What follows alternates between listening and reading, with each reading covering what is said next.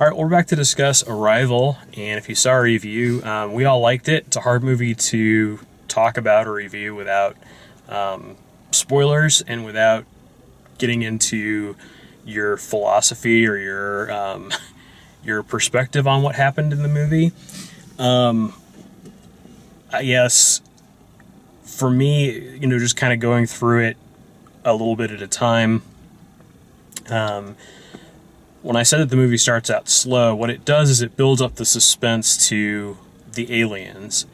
And that's a very smart thing for them to do, to make it so that you have this sort of apprehensiveness about them. You're not sure if they are friendly or not. You're not sure what their intentions are.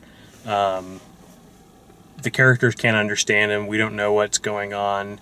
And that's kind of the whole point of the movie is Amy Adams' character is trying to decipher their language, decipher what they're there for, and find out ultimately for the government what the reason is that they're there. And interestingly, the reason that they're there turns out to be that they need help in 3,000 years. And they need help in 3,000 years, and they're able to know that because they don't perceive time chronologically. They perceive time differently than we do. And the gift that they give, or the weapon that they give to Amy Adams, is by understanding their language, she begins to have the ability to see the future, be able to experience time non-linearly. So she figures out how to stop the other governments of the world from basically going to war with these things, because she can see into the future and see what it took for her to do that. And then there's also, ongoing throughout the movie, there are things that appear to be flashbacks, but then they appear to be dreams, and then it comes to be known that what they actually are is her seeing the future. So in the movie's timeline, all the stuff that's happening with her daughter is actually happening in the future, because the daughter's father is Jeremy Renner's character, who we don't meet until the events of the movie. I was really confused when I first saw that movie. I was like, I get that, Amy Adams is young, but she's so young that she has a 13-year-old or a 16-year-old, like how it's progressing, because in the beginning of the movie, they start out by, kind of showing she's it portrays that she's a working mom. Mm-hmm. But then she's having the flashbacks, and then when she loses her daughter, I was just like, wait, what? Like, she's not aged one bit for this entire flashbacks. So I was kind of confused, and I was like, how is this happening? And then when she was having her flashbacks in the tent, or when they were at the base, I was like, this isn't a flashback. But now I'm curious, and I need to know more what's going on. And so I really liked the development scenes where they were teaching each other or she was teaching them language, and they were teaching her signs, and I really liked that scene. I thought it was enjoyable, and just the fact that with her job that she was able to, the amount of time that she was able to take to decipher everything that they were saying, and the team that she helped, and it was cool. Mm-hmm. I enjoyed the symbolism of the movie. The language of the aliens is everything's in a circular pattern, and it, at the time in the movie, of course, the whole world is working together towards a common goal, but they're not really working together. And so the aliens are trying to bring them together, and so they're trying to teach them this language that'll bring them together, and the language is made up of a bunch of circles. And I thought it was beautiful. Like, it was so well done. I agree. I mean, it's hard to, I don't know, it's a hard movie to really go in depth about sometimes, because, I'm still processing. Yeah, it's something that's still processing. I don't understand the military guys who decided just to like go throw a bomb up there and were like, meh. Like, why are you listening to something? You have orders. Like, Well, I mean, they portray it as that those guys went rogue and they Yeah. weren't supposed to do that, and they decided to just try and blow it up.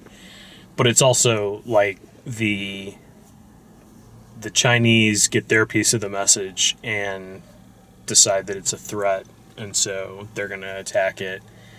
And they go to the UN, and the UN can't figure out how to pacify them or, get more time or whatever. So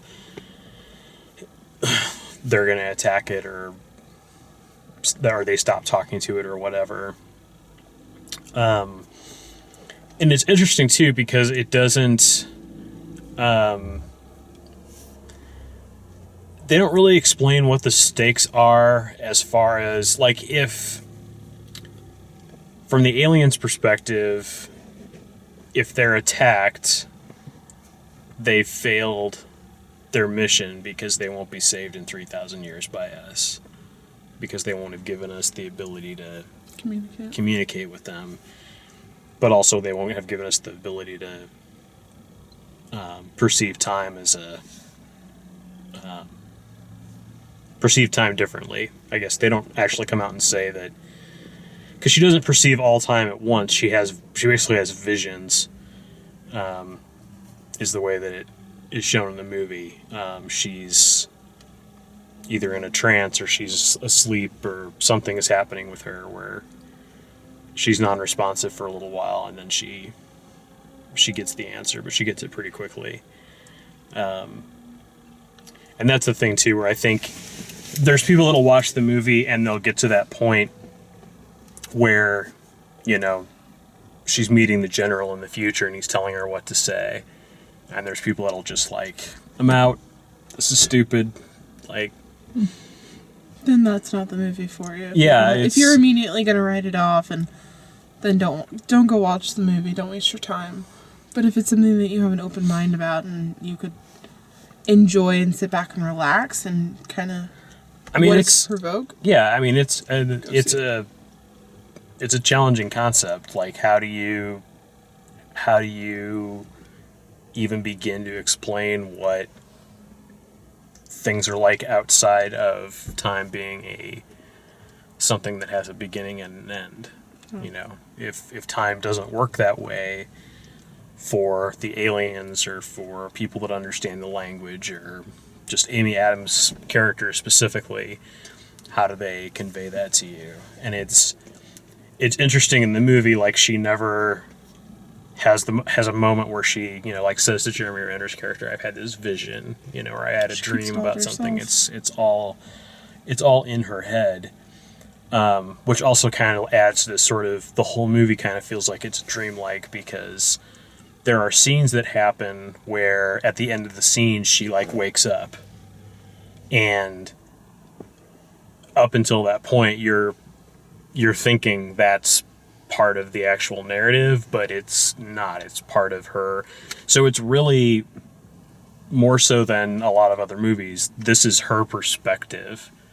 Different situations though, because when she was in the beginning of the movie, you saw her, she was a single parent.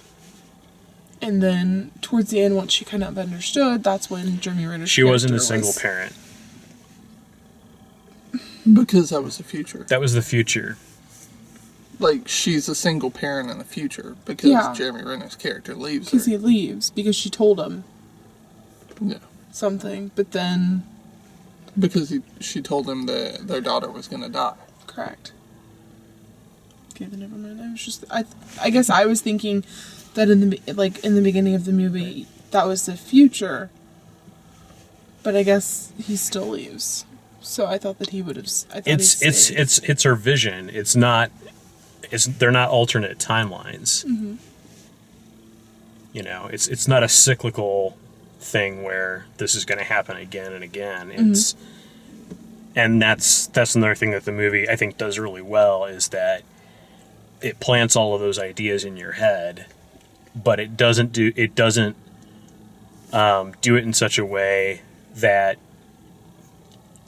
you disbelieve later that was just, those were just visions, or because they're very clear about her, like, she goes to like pick something up and it evokes this scene, and then she puts whatever it is down. Like, it's things that are reminding her of that time, and you have that history with her before she goes into the machine. Yeah. Whereas if they had waited until then to start giving her the visions, then you might automatically suspect this is the aliens, like, doing something to her. She's been exposed to them, now she's I didn't take that. I didn't take that from that. that's what I mean. But Yeah. that would have been a problem if the story had waited until that point. Yeah. So they have to introduce that concept earlier in the movie. There was one scene in the movie that kind of confused me. And it was, all of this movie is following Amy Adams' character. And then there is a 2-minute scene where it's just showing essentially landscape and some of the army guys working, and Jeremy Renner's character is doing a voiceover. That didn't make sense to What are you talking about? 'cause in one scene, it's right after they meet the aliens for the first time. It cuts to a scene of them working together, and all of a sudden, Jeremy Renner's character is doing a voiceover about how Amy Adams' character and her team were so instrumental, and they were making leaps and bounds. Like he was reading a passage out of a book or something. Kind of. Almost like it was out of time, but like I thought he was talking to Forrest Whitaker's character or something at that point. See, it was weird because it almost felt like he was explaining something to a crowd of people.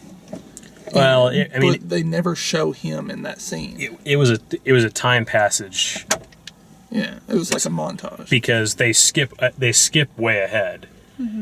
Like, they haven't really established that they can talk to each other at all, and then it skips ahead to where, like, she has the, like, tablet that she's carrying around that she can just, like, hit like 4 words and it converts it into a sentence that the aliens can understand.